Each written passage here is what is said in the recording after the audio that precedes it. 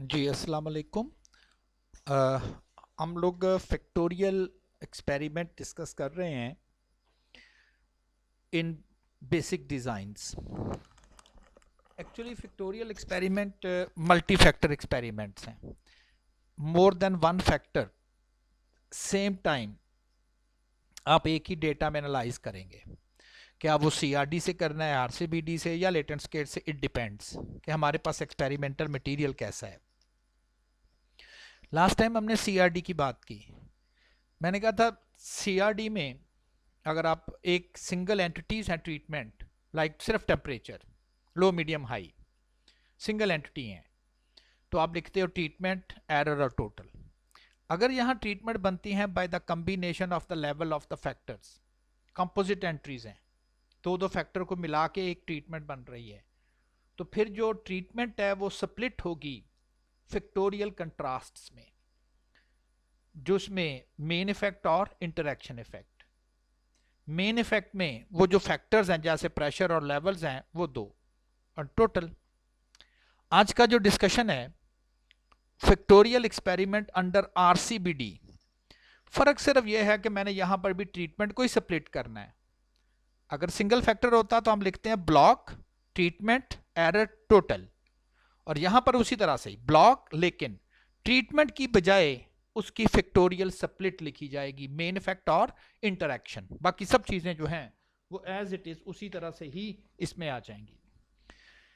For example, the yield of a chemical process is being studied. The two important factors are pressure and the temperature, and the three levels of the each factors are selected. However, only 9 runs can be made in one day. कहता है एक दिन में वो जो temperature, वो जो chemical process है वो थोड़ा लेंथी है, और वो एक दिन में सिर्फ 9 ट्रीटमेंट कॉम्बिनेशन ही आप यूज कर सकते हो ना। देर बाद रीडिंग, ये तो नहीं कि आपने इधर इधर एक्सपेरिमेंट कंडक्ट किया, 5 मिनट के बाद आपने कहा जी कंप्लीट हो गया, रीडिंग आ गई, अगला एक्सपेरिमेंट कंडक्ट करते हैं। It may of half an hour के बाद या कुछ ऐसे टाइम स्पैन के बाद। तो आपको एक्सपेरिमेंट, चूंकि आपको रेप्लीकेट करना था, रिपीट करना था, 3 लेवल्स हैं, 9 ट्रीटमेंट बनती हैं, एक दिन में सिर्फ एक ही दफा पूरा एक्सपेरिमेंट आप चला सकते हैं 9 ट्रीटमेंट्स का। ठीक, 9 रन्स, 9 ट्रीटमेंट ही आप लोग चला सकते हैं एक दिन में। It may be possible day के टेम्परेचर की वजह से फर्क पड़ जाए। जैसे अगर आज टेम्परेचर बड़ा कम है, बाहर आउटसाइड टेम्परेचर 22 डिग्री या 30 डिग्री, कल था 35 डिग्री, इससे भी फर्क पड़ सकता है ना। तो हमें तो हर वो सोर्स ऑफ वेरिएशन कंट्रोल करना जो, अगर ऐसा है तो हम सपोज कर रहे हैं कि डे 1 की कंडीशंस डिफरेंट है एज कंपेयर टू डे 2, तो डे वाइज भी केमिकल यील्ड पर फर्क पड़ सकता है एटमॉस्फेयर टेम्परेचर का। अगर है तो मैं इसको कह दूंगा, इसे आप एक ब्लॉक कह दें। अब हमारे पास जो है वो कह दिया कि डेज को जो है वो आप ब्लॉक कंसिडर करेंगे। अब मैं कहूंगा कि मेरे पास जो सोर्सेस ऑफ वेरिएशन है वो एक तो due to treatment temperature change आएगी, ड्यू टू प्रेशर आएगी, इन दोनों की इंटरेक्शन से आएगी, और डे की वजह से भी आएगी। और डे किस तरह से एक्ट कर रहे हैं इस वक्त? They act as a block कर रहे हैं। अगर मैं इसका नोवा टेबल एंट्री बनाऊं, सीआरडी में था ट्रीटमेंट की स्प्लिट, एरर और टोटल। अब आएगा ब्लॉक, ब्लॉक जिसको डेज में लिया है, और आगे फिर ट्रीटमेंट की स्प्लिट। ब्लॉक, ट्रीटमेंट की, ये ट्रीटमेंट्स हैं। आगे मैंने सिर्फ ये लिखा था, ये नहीं था क्योंकि ब्लॉक्स नहीं थे, और अब ब्लॉक्स भी आ गए, एरर और टोटल। अब अगर आपको ब्लॉक के सम ऑफ स्क्वायर्स कैलकुलेट करने हैं तो आपको ब्लॉक के टोटल यूज करने हैं। ये दो टोटल है ब्लॉक के, ब्लॉक 1, ब्लॉक 2, ये ब्लॉक के टोटल है। उसी तरह से टोटल ऑब्जर्वेशन लिखनी हो, P multiply with T multiply with R, and R here is the number of blocks। Block का जिक्र हो रहा है, ये काट दिया, 3 और 3 6, सॉरी 3 into 3 9, तो 9 पॉसिबल ट्रीटमेंट के टोटल्स हैं ये। अब वैसे भी चेक कर सकते हो, ये 9 ऑब्जर्वेशन का ये टोटल है, ये वाला। तो it is a total of 9 observations, and then correction factor. मैंने ये सारी डिटेल नहीं बताई, चूंकि अब आपको पता है कि सब टेबल कैसे बनाने हैं। अगर नहीं तो आप सीआरडी में देख लें।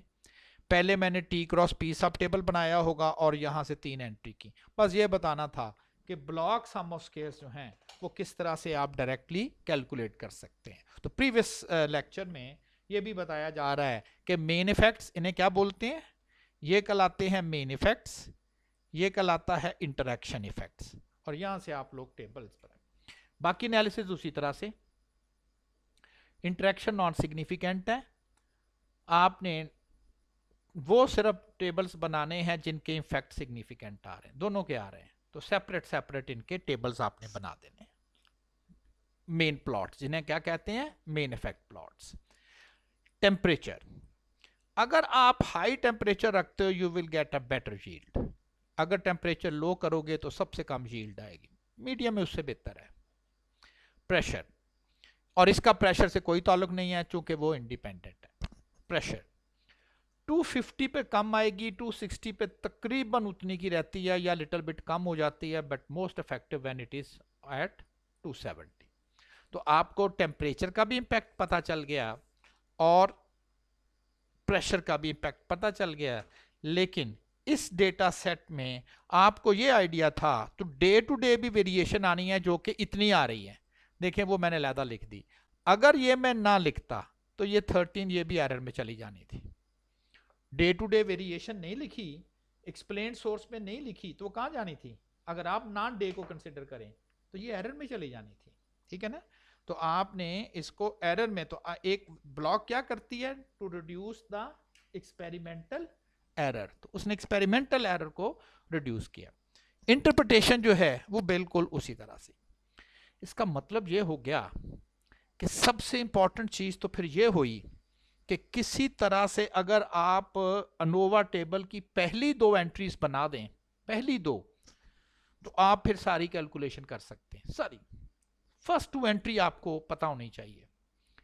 मैंने इसलिए जर्नल अनोवा टेबल की एंट्री बनाई हुई। जर्नल कह दिया कि अगर 2 फैक्टर हो सीआरडी में फिर कैसे करना है, 3 फैक्टर हो तो किस तरह से सीआरडी में लिखना है, और अगर यही 2 फैक्टर आरसीबीडी में हो तो फिर एंट्रीज कैसे लिखते हैं, और 3 फैक्टर्स हो तो फिर एंट्रीज कैसे लिखते हैं। फर्ज करें मेरे पास 2 फैक्टर्स हैं, एक का नाम ए है और एक का नाम बी है। ए के टोटल मेरे पास स्मॉल ए लेटर्स, बी के मेरे पास बी लेवल्स हैं। हो सकता है किसी एक्सपेरिमेंट में ये 2 हो और किसी एक्सपेरिमेंट में ये फर्ज करें 3 हो। ठीक है ना? मैंने फिलहाल जनरल एंट्रीज लिखी हैं यहां पर। अब आपको 2 फैक्टर फैक्टोरियल लिखना है। आपको पता ट्रीटमेंट और एरर और टोटल, ट्रीटमेंट की जगह फैक्टोरियल स्प्लिट एरर और टोटल। इसकी डिग्री ऑफ फ्रीडम जितने इसके लेवल है -1, इसकी डिग्री ऑफ फ्रीडम जितने इसके लेवल है -1। इंटरेक्शन की डिग्री ऑफ फ्रीडम कैसे आती है? मेन इफेक्ट्स को मल्टीप्लाई करके। टोटल ऑब्जर्वेशन कितनी होती है? A B R -1, A B R -1। हाँ, आप लोग बाय सब्ट्रैक्शन से रूटीन से कैलकुलेट करते हो, बाय सब्ट्रैक्शन, लेकिन आपने फार्मूले से करनी है तो वो भी सिंपल है। आप क्या करेंगे? आप लेवल्स फैक्टर्स के मल्टीप्लाई कर लेंगे ए इंटू बी और उसे मल्टीप्लाई कर देंगे नंबर ऑफ रेप्लिकेट्स -1 के साथ, डायरेक्टली भी आ जाएगी। अल्टरनेटिवली बाय सब्ट्रैक्शन भी कर सकते हैं। डायरेक्टली करना तो क्या, जितने ए के लेवल है फर्ज करें 3, बी के लेवल है फर्ज करें 4, रेप्लिकेट फर्ज करें 3 है, तो ये डायरेक्टली एरर की डिग्री ऑफ फ्रीडम भी आ जाएगी। और इसी तरह से अगर आरसीबीडी हो, सॉरी 3 फैक्टर्स हो, तो पहले 3 मेन इफेक्ट आएंगे, फिर आएंगी 2 फैक्टर इंटरेक्शन और एक आ जाएगी 3 फैक्टर इंटरेक्शन।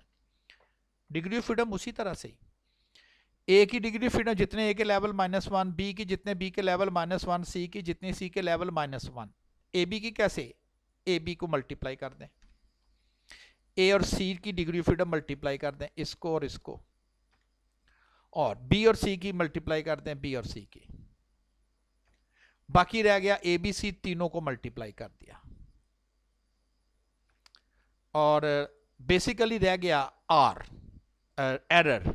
सब्ट्रैक्शन से भी ले सकते हैं, सिंपल, तीनों फैक्टर को मल्टीप्लाई कर दें और r -1। अगर इधर 2 थे तो 2, और अगर इधर 3 है तो 3, बाकी r -1। होप सो आपको जनरल एंट्री पता चल गई होगी। अब आ जाते हैं आरसीबीडी में। सिर्फ ब्लॉक का फर्क पड़ना है, इस दफा ब्लॉक का भी लिखना है। कितने ब्लॉक हैं जी? आर ब्लॉक्स हैं।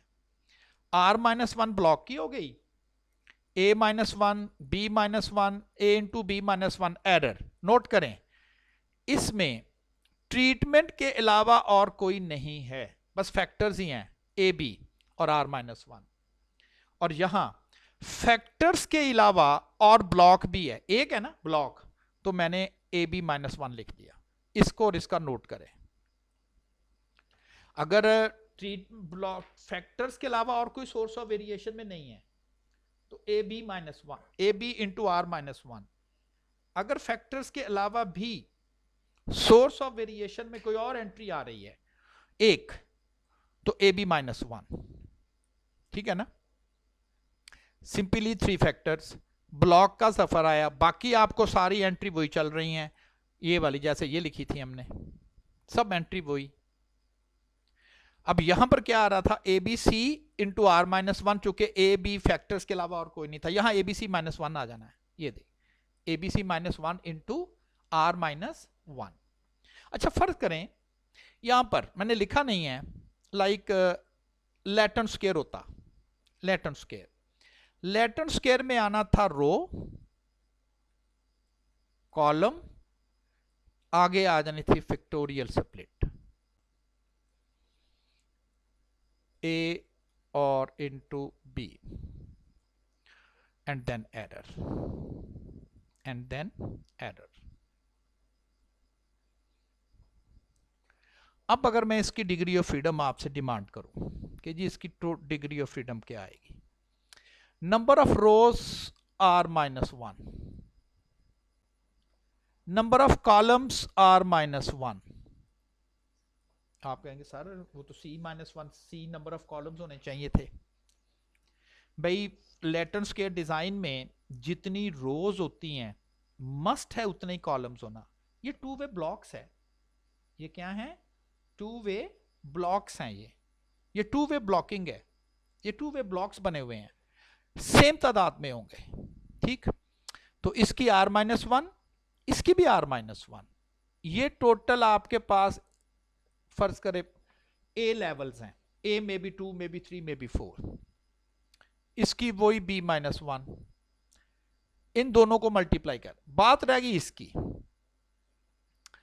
इधर इसके अलावा A B के अलावा और कोई फैक्टर नहीं था, A B के अलावा एक ब्लॉक था -1।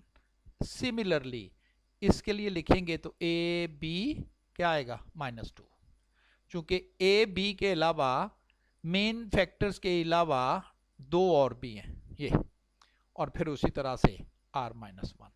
अब यहां R क्या चीज है? R नंबर ऑफ रोज को कह दें, नंबर ऑफ कॉलम्स को कह दें, ये सबके लिए सिमिलर ही है। और अगर 3 फैक्टर आ गए तो सिर्फ इधर A B C आना है, -2 और R-1, ठीक है ना। तो ये एक ही पैटर्न, आपने इसको तैयार करना है। ये नहीं कि आप स्लाइड में दी ब्लॉक डिजाइन था और आरसीबीडी था, मैंने आपको LST लैटेंट स्क्वायर का भी जनरल अनोवा बता दिया, ठीक। होप सो कि आपको ये चीजें बड़ी क्लियरली एक्सप्लेन हो गई होंगी। अच्छा, अगर आपको कोई कंफ्यूजन है ना तो आप चाहे इस कमेंट्स में लिख दीजिएगा, मैं उसको रीड करके जब फिजिकल क्लास होगी तो उस वक्त मैं फिर आपको क्लियर कर दूंगा कि जी इसमें क्या कंफ्यूजन है। तो यहां तक आपने factorial experiments, multi factor experiment है, एक से ज्यादा फैक्टर में भी 2 में भी 3, under CRD, under RCBD, under latent square. बस फैक्टोरियल में सिर्फ और सिर्फ ट्रीटमेंट की डिटेल स्प्लिटिंग पढ़नी है आपने कि किस तरह से मेन इफेक्ट और इंटरेक्शन इफेक्ट्स की कैलकुलेशन आपने परफॉर्म करनी है एक सब टेबल बना के, और जब इंटरेक्शन सिग्निफिकेंट आ जाए तो फिर कौन सा ग्राफ बनाना है, और अगर इंटरेक्शन सिग्निफिकेंट नहीं होगी तो फिर कौन सा ग्राफ बनाना है। तो होप सो कि आपको ये चीजें क्लियर हो गई होंगी। ओके जी, फिर अल्लाह हाफिज।